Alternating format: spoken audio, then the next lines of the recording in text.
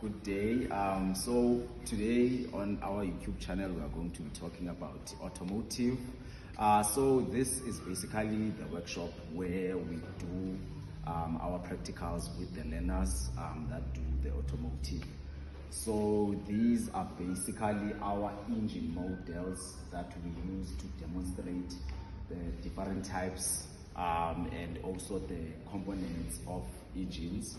Also we do use also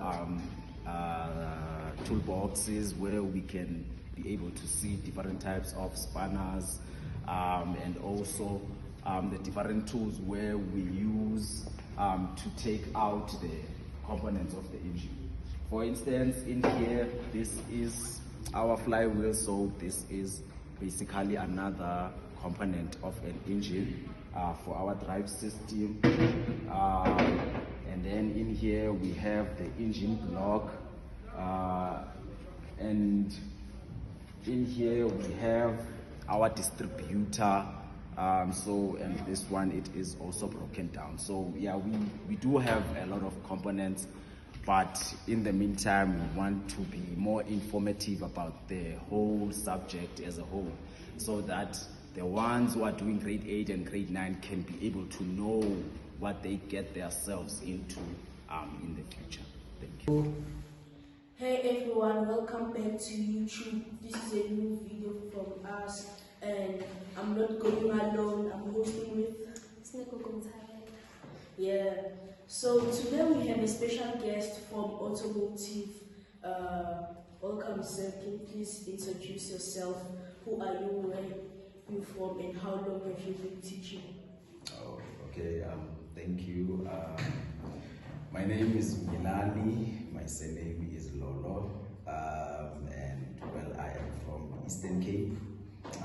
So education brought me to this side. So I was doing my teaching at Value University of Technology, and then as I was applying for work, so it led me to come to Jabulani Technical. So yeah, that is basically me. So, in the automotive as a subject in teaching and learning? Oh, okay. We automotive as a subject. Ifundisa about how to mechanic a car or how to be a mechanic per se. So now what we do in learning, we are trying to teach learners in knowing in depth about the components of the car. So for instance, if we are talking about an engine, it is made up of a lot of components. It's not just an engine as just a simple object. So there are many components. We have pistons, we have gaskets, we have cylinders, we have flywheels. So it's a lot. So we are trying to teach the learners the different types. What jobs do they do in starting the car, in driving the car, and how do we maintain the car so that it can be sustained for 5 years, 10 years. It's basically that. So it's more broad in what is definitely a car made up of. I don't know if I'm making sense. So, sir, what was your inspiration, sir, to put us in our on becoming an automotive teacher?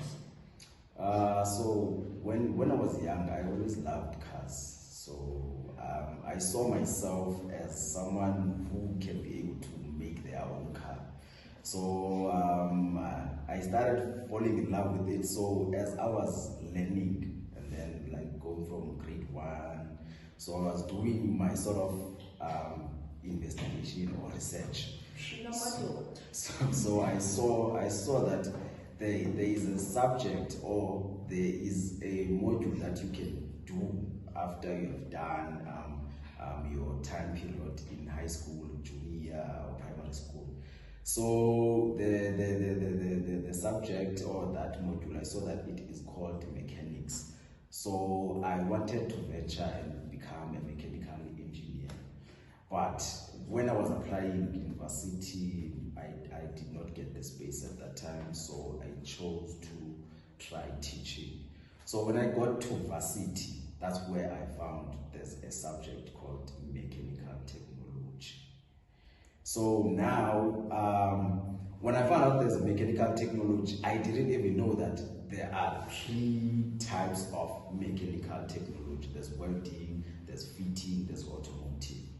So as I was choosing my modules in varsity, I saw that I can become the mechanic that I want to do, or I can become a welder, or I can become a machining specialist. So since I grew up loving cars, so I chose the mechanics, which is automotive. So that's how I got to be here today. So say automotive as a trade, we choose a high school or we start a university. A high school being as at all. I didn't know that there was a subject called automotive. So I started to know about it in varsity. So I chose it in university. That's where I started to know there is a subject called automotive. So, sir, what can you say to motivate young learners to take automotive as a trade in Jabulani Technical, especially after what we've heard about technical schools now training children from grade 8 and children deciding from grade 10 to choose any trade subjects? So for me, when you choose a subject, it starts from what you love, because I see a lot of learners right now, they choose the trades based on their friends. So it's basically influence. When someone is in the class and then now teaching and learning is starting, you can realize as a teacher that this person did not choose this because they have the love for the subject. So now, the first thing that you need to do, you need to basically start talking with yourself. Look yourself in the mirror and ask yourself, what is it that you want to venture in the future? So if you want to be a mechanic, if you love cars, you can come and be an automotive learner. So in automotive, it's not we are just focusing on being mechanics per se, because we are doing a lot of things. So if you come to do automotive, then you can be a mechanic in the future, or you can be someone who owns their own company in the business of fixing cars, or in the body making of the car. So there is a lot of things that automotive fits in, not just being a mechanic. So my motivation to anyone that wants to come to automotive, if you love cars, you can come to automotive. It is the specialty for that. So say automotive science. Automotive izinto esizenzayo is that we do measuring, right? So measuring, it's either you are adding or you are subtracting. So like I said, we're talking about the engine and engine components. So when we talk about measurements, we will be talking about the SI units, where we will be using millimeters, centimeters, meters, right? So those are things that you should be able to convert. So by converting, it's either you multiply or divide. So that's where mathematics comes in with the subject. And for science, so we also talking about gases inside the car. And yes, so that's where science comes in, because as we are measuring, we are also going to be measuring the pressure that the pistons, so those are the engine components, so the pressure that they exert in order for our car to be able to start. So that's where the maths and science come in our automotive world. So are there like school clubs, events, or maybe competitions that the learner may take part to learn more about automotive? Well, there are many activities for automotive. So the in Saibono they do have this type of things during the weekends. Even now we were approached that we were supposed to choose 10 learners from grade 11, but unfortunately it was late for us. We got the notification at a later stage. So there are many things, just that we also need active learners that want to do this, not just because you are following friends. So there is a lot.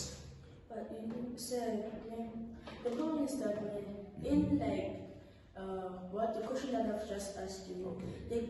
the problem that we face as children, maybe who wants to do automotive, is the restrictions of training competition, because maybe there may be projects that need to be done, and like maybe let's say a grade 18 that doesn't have that knowledge of the car but knows there and there about more cars. So that's why I asked you about this question. Okay. But thank you for providing us this information.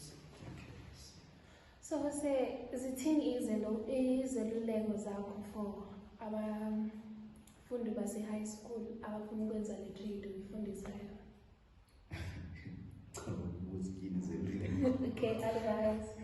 Advice okay. Well, the advice yami njengoba bengisho ukuthi kumele wena uzazi what you want to do, because at the end of the day your future is determined by you. You can say you want to be a doctor, but you are here in the technical school. So that basically means that you don't know what you want to do. So you need to start by asking. You can also say you are choosing to do electronics. You can say you are choosing to do the automotive. But do you really love that trade? You know, so you need to really ask yourself. There are career expos where you can be able to also learn about the subject itself. Don't just focus on just applying. We know what is called motor mechanic, so we are just mechanics in there. So you need to do a research about the trade subject that you want to do, and then you can go and do that trade knowingly what you are going to be doing when we start teaching and learning. So, sir, how often do you have to go to the workshop?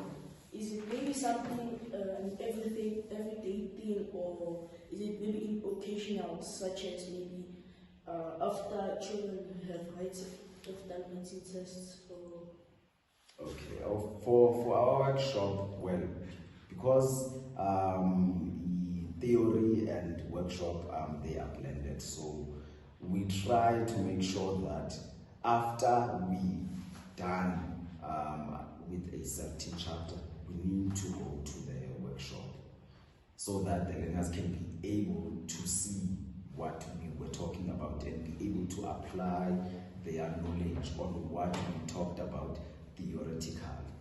So I don't want to say occasionally, but it also depends on how far we are with the curriculum. Because at the end of the day, the more time we spend in class should be equivalent with the more time that we are going to be spending on the workshop, so that you can be able to be hands-on and be able to balance the two, so that we don't talk about different types of spanners but you don't know which one is a combination and which one is an open end. You get me? So you need to be able to see them but not be able to read about them only. So we try to balance and to equivalent them so that they can be 50-50 in terms of in class, and then we go to workshop afterwards. Yes. So say this system, for example, engines and electronics, should we focus on mastering first? For automotive? Yes. Well, in automotive, we mostly focus on engines because that is basically where the car is. So we try to be more broad in explaining the different types of components of engines, because the main problem to a car, when we talk about a service, it is where we start when we service a car, before we can be able to go to our brake pads, where we can be able to change our brakes in a car. So we start by changing the oil on the car, we start by taking out the spark plugs, those type of things. So the main focus starts on the engine. But before we can be able to be there in the workshop, we need to firstly start to talk about the safety, so that you can be able to also know how to behave inside the workshop. So you don't go there with the excitement of, yeah, finally now we are going to the workshop, and then when you go inside the workshop, you are careless, and then you're dropping a lot of things there, and then others, you hit each other with the spanners. So you need to be cautious when you are there, so that you can be able to work efficiently, so that the workshop part can be productive. So the more focus for automotive, it is on the engine part. So does the learner have to learn how to fix engines and also do wiring in a car? Or the professional electrician have to be hired for that? Maybe, for example, me busy there with the wires, because me being electrical, so yeah. No, yes, it's not necessarily you have to be an electrician, but we do wiring also there, so that you cannot be able, let me say, to take out the spark plugs without disconnecting the ignition supply in the engine, right? So you need to be able to know the positives and the negatives where there is electricity, because we need to be cautious so that you don't be shocked. Because we also talk about that you need to switch off your car before you can be able to do any work, because that is very hazardous if you are working with the engine that is on. Because remember, the engine is overworking, so it becomes very hot, so it needs to cool down.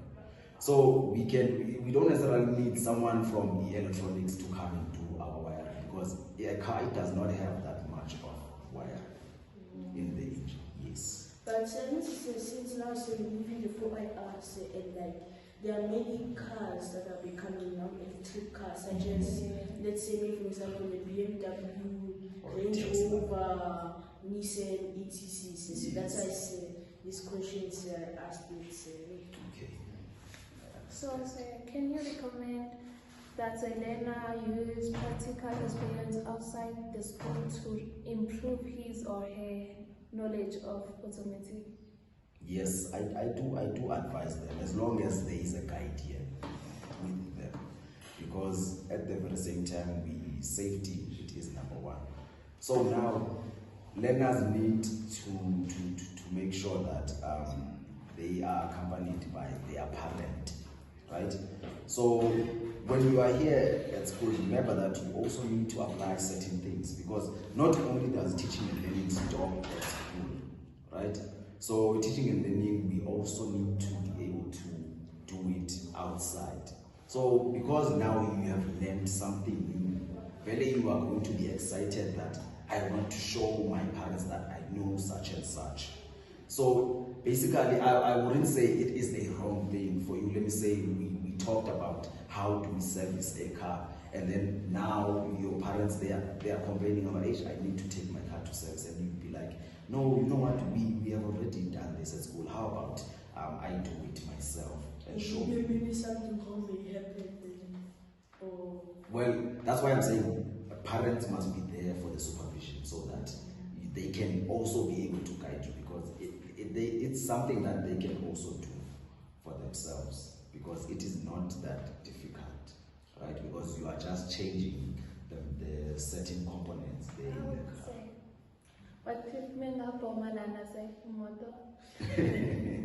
Well, that is a good question.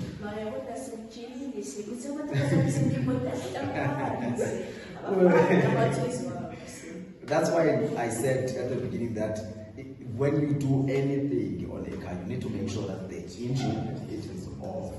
right? So now, when you do a service, when your engine is off, you cannot do any explosive thing on the car, right? And remember, if you have someone who is watching you, also because it is their car, they will make sure that everything that you do, you're doing it precisely. There are no mistakes that you do. Wherever you take out a bolt, they will need to make sure that please replace that when you are done. You see. So, can I ask a question? Okay.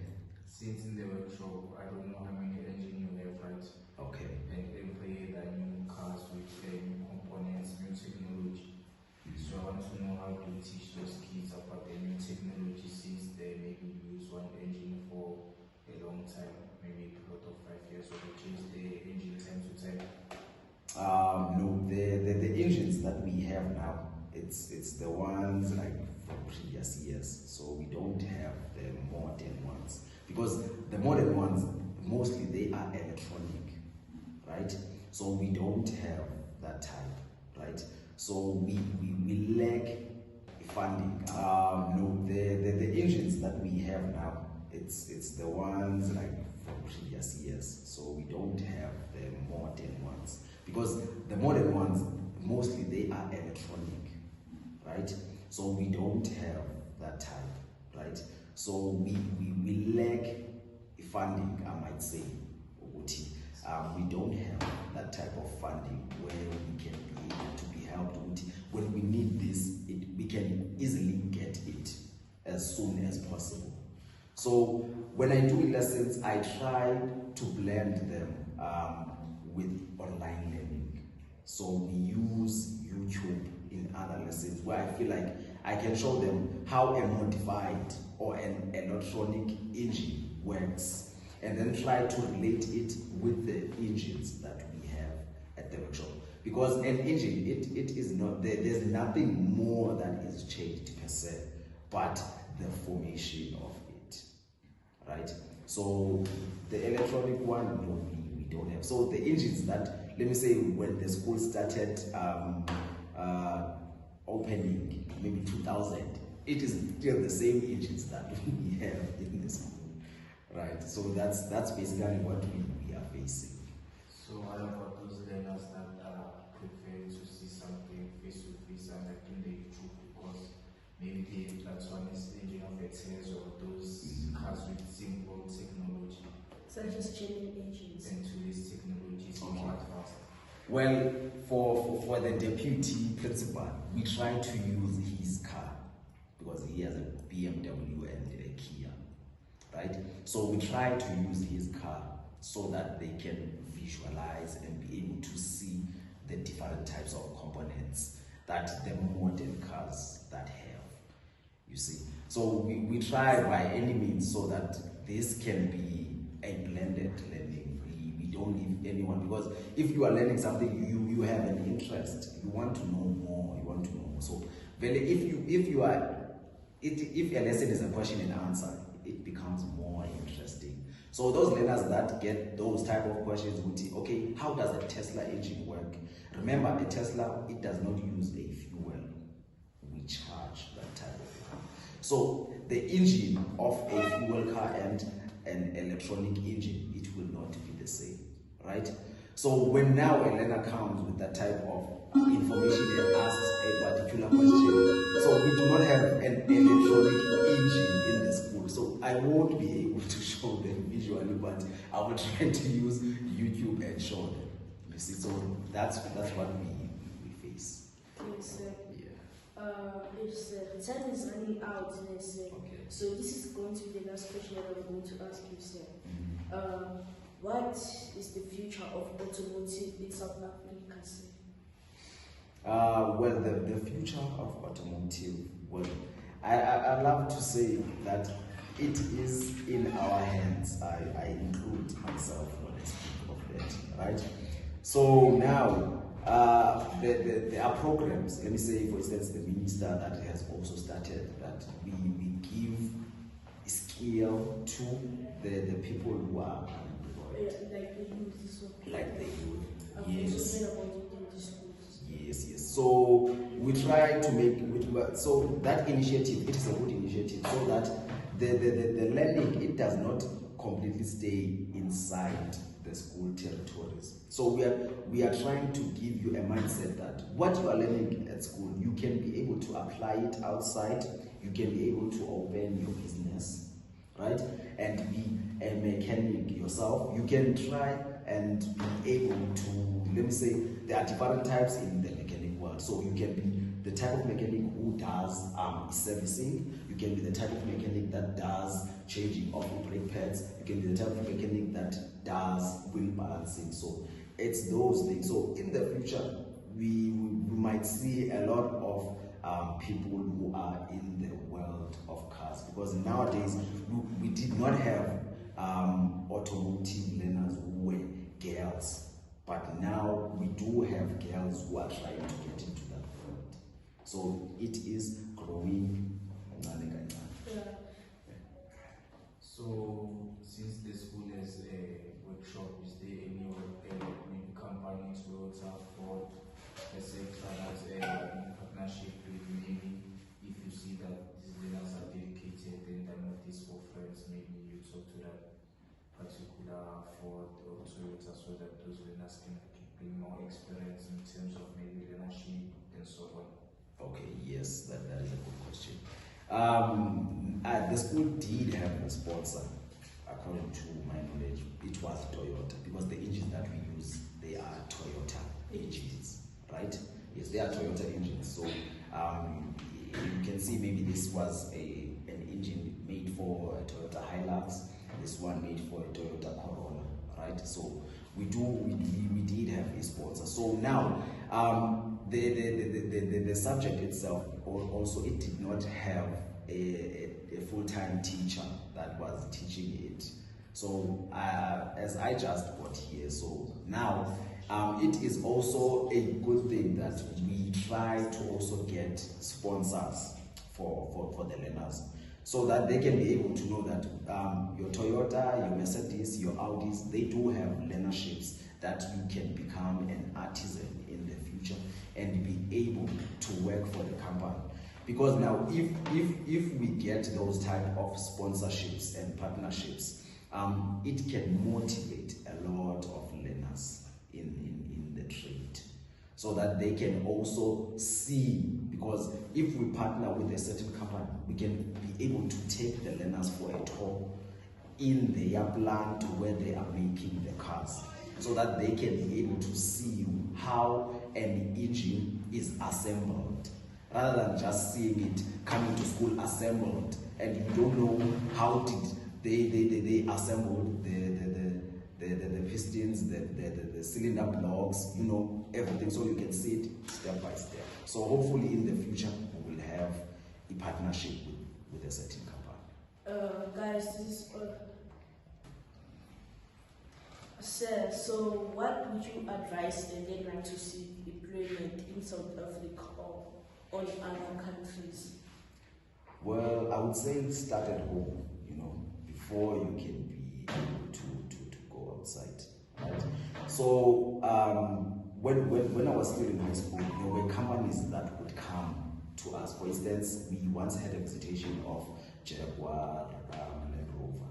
So they were the ones who were giving us the opportunity, saying that if you want to go abroad, they are based in Germany. So if you want to go abroad, right, you have to get certain levels, right?